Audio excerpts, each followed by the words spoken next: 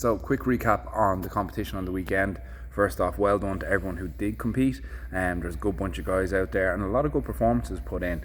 One thing that one of the guys said to me was he learnt more in that competition than he did in the previous couple of months training, just because his game was put under that much pressure and he was so much out of his comfort zone. So that's one of the great things about competition. It can really put your game, put your technique under that additional level of pressure compared to what you would normally come across in the gym. You can see what works, what needs to be improved.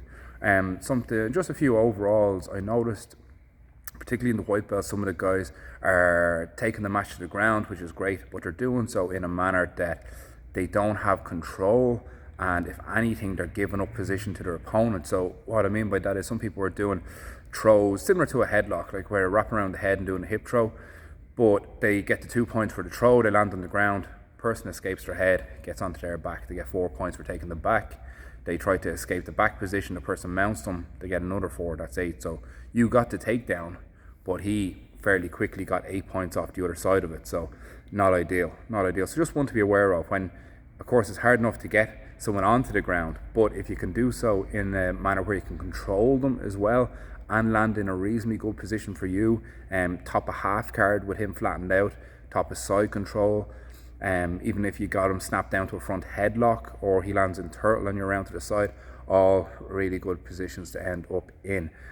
So much better than you landing and him ending up on your back.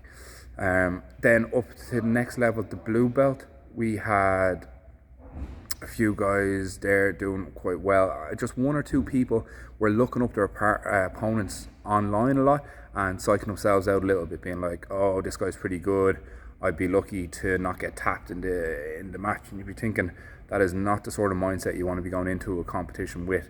You're going in there to put on your best performance. Afterwards you can evaluate, okay, that guy was pretty good, he managed to tap me out, fair enough, sort of thing, whatever. But beforehand, for performance, you can't be jamming yourselves up with thoughts of how good the other person is or how the match might not go your way and such and so forth. Protecting yourself on the mat. I know when we're in the gym we don't like rip through someone's arm and stuff on an arm bar, but they might just do it in competition, okay? So if you find yourself in an arm bar, one of your arms is trapped and the other arm is gone fully extended, verbally tap before it gets hyperextended, because it gets hyperextended, you're going to miss time off training, etc. So it has a negative effect on the rest of your training and development. Just verbally tap. Same thing, rather than forcing out sweeps when your knee might be in a bad position. Sometimes you obviously try to just keep your knee in a safer position, but sometimes if it's a matter of tweaking your knee or losing 2 points or getting swept, it's not the world championships here, just something to be aware of.